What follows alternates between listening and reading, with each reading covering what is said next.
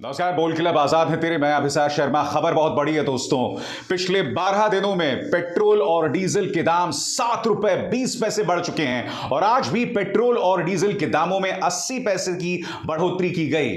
मगर जाहिर सी बात है दोस्तों, भाजपा सरकार की सेवा में गोदी मीडिया है, इसलिए उस मुद्दे की तरफ आपका ध्यान नहीं खींचा जा रहा। मगर जो खबर मैं आपके सामने लेकर आया हूं दोस्तों, उससे भी बड़ी है। खबर यह है कि पड़ोसी राज्य श्रीलंका में आपातकाल लागू किया जा चुका है। वहां के राष्ट्रपति ने यह फरमान जारी किया है दोस्तों, और इसमें आप साफ तौर पर देख सकते हैं कि श्रीलंका में आपातकाल लगाया जा चुका है। क्योंकि आपको यह समझना पड़ेगा इस वक्त श्रीलंका में हो क्या रहा है। श्रीलंका में इस वक्त जब आपातकाल लागू किए जा चुके हैं तो पेट्रोल पंप्स पर सेना को तैनात किया गया है, क्योंकि पेट्रोल के दाम तमाम रिकॉर्ड्स को पार कर चुके हैं। वो इतने ज्यादा महंगे हो गए हैं कि आम इंसान की पहुंच से बाहर हो गए हैं। खाने को खाना नहीं मिल रहा है, पानी के दाम भी इतने ज्यादा बढ़ गए कि आप उसकी बात नहीं कर सकते हैं। इसके अलावा श्रीलंका में कई जगह पर बिजली गुल है, इलेक्ट्रिसिटी ग्रिड जो है वो काम करना बंद कर चुका है। मैं आपको यह भी बतलाना चाहूंगा दोस्तों, इस वक्त स्कूल्स और कॉलेजेस भी बंद हो गए हैं और तमाम जो एग्जाम्स है दोस्तों उसे भी कैंसिल कर दिया गया है। मगर बड़ा प्रश्न ये कि श्रीलंका में आखिर ऐसा हुआ क्यों, और क्या भारत के लिए इसके कोई मायने हैं? और साथ ही हम यह भी समझाने का आपको प्रयास करेंगे कि इस मामले में किस तरह से चाइना और भारत के बीच में एक द्वंद्व चल रहा है, एक अघोषित युद्ध तो नहीं कहूंगा, एक संघर्ष चल रहा है। मगर पहले मैं आपको बतलाना चाहूंगा श्रीलंका में हो क्या रहा है। श्रीलंका में इस वक्त जो महंगाई है, मुद्रास्फीति, इन्फ्लेशन, वो 17.5% पहुंच चुकी है। 1948 के बाद अब श्रीलंका की इतनी बदतर हालत कभी नहीं हुई दोस्तों। इन्फ्लेशन ने तमाम रिकॉर्ड्स को तोड़ दिए हैं। बड़ा प्रश्न यह कि आज जो श्रीलंका में इतने बुरे हालत हैं कि आम इंसान को खाने के लिए खाना नहीं, पीने के लिए पानी नहीं, और यहां तक कि पेट्रोल तक मौजूद नहीं, बिजली गुल, ऐसा हुआ क्यों? उसके लिए आपको इन फैक्टर्स पर गौर करना पड़ेगा। सबसे बड़ी वजह, श्रीलंका पर बहुत ही जबरदस्त अंतरराष्ट्रीय कर्जा, एक मैसिव डेट, और श्रीलंका इसमें लगातार फंसता जा रहा है। क्या आप जानते हैं कि इस वक्त श्रीलंका पे 7 अरब डॉलर्स का अंतरराष्ट्रीय कर्जा है? और सबसे शॉकिंग बात दोस्तों कि एक तरफ तो 7 अरब डॉलर्स का अंतरराष्ट्रीय कर्जा है, दूसरी तरफ उसके विदेशी मुद्रा भंडार यानी कि फॉरेन रिजर्व्स में सिर्फ 2.3 अरब डॉलर्स हैं। कर्जा 7 अरब और फॉरेन रिजर्व्स में 2.3 अरब डॉलर्स, यानी कि हालात बद से बदतर होते जा रहे हैं। अब मैं जानता हूं कि आप ये जानना चाहेंगे कि और क्या वजह है जिसकी वजह से श्रीलंका में बर्बादी हो रही है। तो आपको इन 2 फैक्टर्स पर गौर करना पड़ेगा। सबसे पहले कोविड ने श्रीलंका को पूरी तरह से बर्बाद कर दिया। क्यों? क्योंकि श्रीलंका टूरिज्म पर पूरी तरह से आश्रित थी और कोविड की वजह से लोगों का पहुंचना श्रीलंका में लगभग बंद हो गया था। सबसे पहला ट्रिगर कोविड, और अब एक और अंतरराष्ट्रीय संकट चल रहा है, वो है यूक्रेन और रूस के बीच में युद्ध, जिसके चलते कच्चे तेल के दाम, क्रूड ऑयल के दाम जो है तमाम रिकॉर्ड्स तोड़ रहे हैं। और इन 2 फैक्टर्स यानी कोविड और यूक्रेन रशिया वॉर के चलते श्रीलंका की कमर पूरी तरह से टूट गई दोस्तों, और यही है वजह श्रीलंका की बर्बादी की। श्रीलंका के साथ सबसे बड़ी दिक्कत यह है दोस्तों कि उनके पास गोदी मीडिया भी नहीं है, क्योंकि अगर उनके पास गोदी मीडिया होती तो वहां की जनता सरकार पर नहीं, विपक्ष पर दोष मढ़ रही होती। उनके राष्ट्रपति भी जो हैं अंतर्राष्ट्रीय साजिश या अंतर्राष्ट्रीय हालात की बात कर रहे हैं। मगर चूंकि उनका गोदी मीडिया जनता का ध्यान नहीं भटका रहा है, इसलिए वहां की जनता जो है वो सड़कों पर उतरी हुई है। मैं आपको यह भी बतलाना चाहूंगा दोस्तों, पिछले काफी अरसे से श्रीलंका का कृषि पर निवेश कम होता गया। उसका सारा जोर इंफ्रास्ट्रक्चर पर था, फॉरेन इन्वेस्टमेंट पर था और व्यापार पर था। कृषि पर उसका जोर लगातार कम होता गया।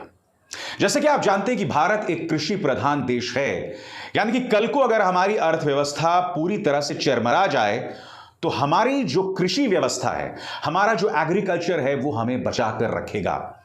मगर श्रीलंका के पास तो वो भी नहीं था। वो पूरी तरह से अंतर्राष्ट्रीय हालात पर आश्रित था।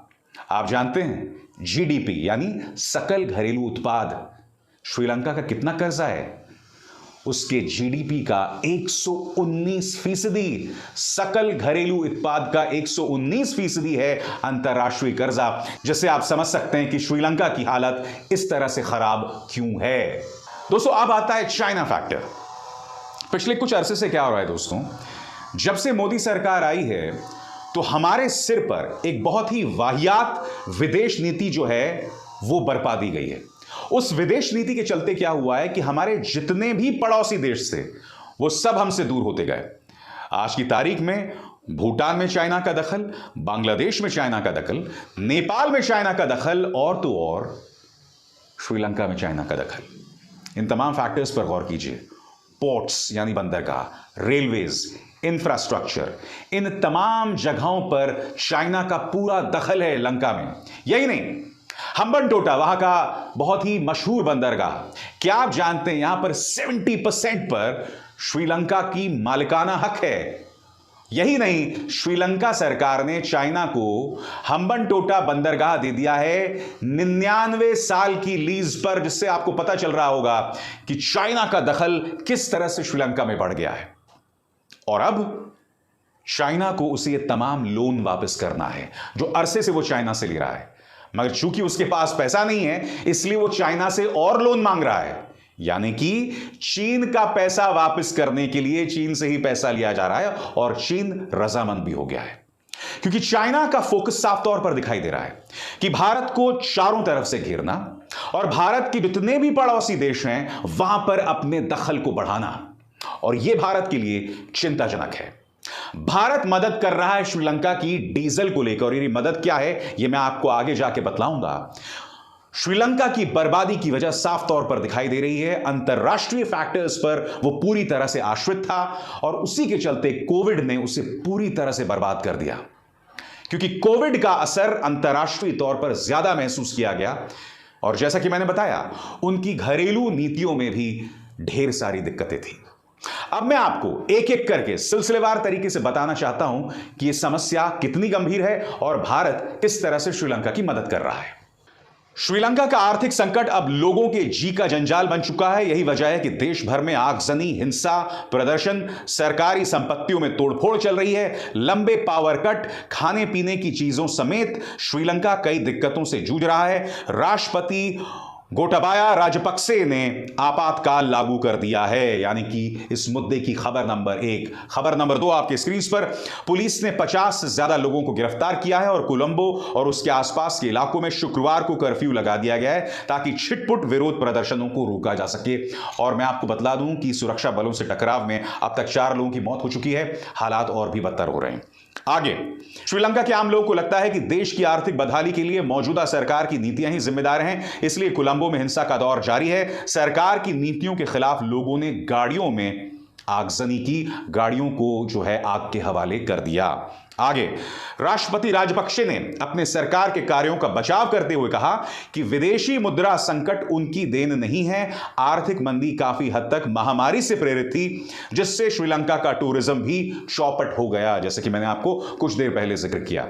और कल्पना कीजिए दोस्तों, अगर यही हालात भारत में होते तो यह सरकार यकीनन पिछली सरकारों पर दोष मढ़ती, क्योंकि आपको याद होगा आज से कई दिनों पहले, कई महीनों पहले प्रधानमंत्री ने तमिलनाडु में एक भाषण दिया था और उस वक्त पेट्रोल और डीजल के जो दाम बढ़ रहे हैं उसका दोष भी मनमोहन सरकार पर जो है वो फोड़ दिया था, उसका ठीकरा उनके सिर पर फोड़ दिया था। तो आप 8 साल से क्या कर रहे हैं सरकार में? आगे, कोलंबो में 13 घंटे के पावर कट से जूझ रही जनता सड़कों पर उतर आई है और राष्ट्रपति के इस्तीफे की मांग कर रही है। लोगों के पास खाने पीने की चीजों की भारी कमी हो गई है। अब मैं आपको बतलाना चाहता हूं कि भारत के सामने बहुत बड़ी चुनौती है। सबसे बड़ी चुनौती, चीन का दखल बढ़ रहा है, और चूंकि श्रीलंका की हालत खराब है, चीन इसका फायदा उठाकर अपनी जड़ें और मजबूत कर सकता है। भारत अपनी तरफ से क्या कर रहा है? भारत पहले ही अपनी खराब विदेश नीति की वजह से दिक्कत में है। भारत क्या कर रहा है? आपकी स्क्रीन पर, पड़ोसी देश श्रीलंका इस समय अपने सबसे खराब आर्थिक संकट से गुजर रहा है। इस बीच भारत की तरफ से 40,000 टन डीजल की खेप श्रीलंका के तटों तक पहुंच चुकी है। भारत ने डीजल की एक खेप क्रेडिट लाइन के तहत दी है, यानी कि भारत भी अपनी तरफ से अपने पुराने दोस्त श्रीलंका की मदद कर रहा है। मैं जानता हूं आपके जहन में क्या सवाल है। भारत के अंदर भी महंगाई बढ़ रही है। भारत में भी बेरोजगारी के पिछले 50 साल के रिकॉर्ड खत्म हो चुके हैं। क्या श्रीलंका जैसे हालात भारत में पैदा हो सकते हैं? बिल्कुल नहीं। क्यों? क्योंकि भारत का जो इंटरनल स्ट्रक्चर है वो बहुत मजबूत है। हम एक कृषि प्रधान देश हैं और हमारे जो पूरा जो व्यापार का स्ट्रक्चर है वो कहीं ना कहीं हमारी रीढ़ बन रहे हैं। यही वजह है दोस्तों कि जब तमाम जो संस्थाएं, तमाम जो हमारे बड़े बड़े स्रोत अडानी और अंबानी को बेच दिए जाते हैं तो विपक्ष इसी का विरोध करती है। क्योंकि देखिए, हमारे व्यापार की रीढ़ है हमारे छोटे छोटे व्यापारी, हमारे खुदरा व्यापारी, जो लोग नौकरी देते हैं, जो हमारे इकोनॉमी को आगे बढ़ाते हैं। अगर वही खत्म हो जाएंगे तो भारत भी उसी तरह के संकट का सामना कर सकता है। ऊपर से किसान, हमारे किसानों ने हमारे देश की रीढ़ को बचा कर रखा हुआ है दोस्तों। अगर यह रीढ़ किसी तरह से इसमें नुकसान हुआ तो इसका भी नुकसान भारत को होगा। तो जब तक हमारे छोटे छोटे व्यापारी हैं, हमारे किसान हैं, हमारा कृषि है, भारत का बाल बांका भी नहीं हो सकता। मगर भारत की सबसे बड़ी समस्या यह भी है कि हमारा जो मीडिया है वो सरकार को कटघरे में नहीं रखता। इसलिए सरकार जानती है कि जनता को भटकाने के लिए, जनता के वोट्स हासिल करने के लिए लोगों को रोजगार देने की जरूरत नहीं है, महंगाई पर काबू पाने की जरूरत नहीं है। सिर्फ वोटों की सियासत करो, हिंदू मुस्लिम करो, मुसलमानों का बॉयकॉट करो, बस यही सब करके इनको वोट्स मिल जाते हैं। अब जाहिर सी बात है, जब जनता इन मुद्दों पर वोट दे रही है तो महंगाई जितनी भी बढ़े, बेरोजगारी जितनी भी बढ़े, और जब एक दिन ऐसा आएगा कि हालात बेकाबू हो जाएंगे, तब हम क्या करेंगे? इसलिए हमें श्रीलंका से सबक लेना चाहिए। श्रीलंका और हमारे हालात बिल्कुल अलग हैं, मगर हालात बदलने में देर नहीं लगती।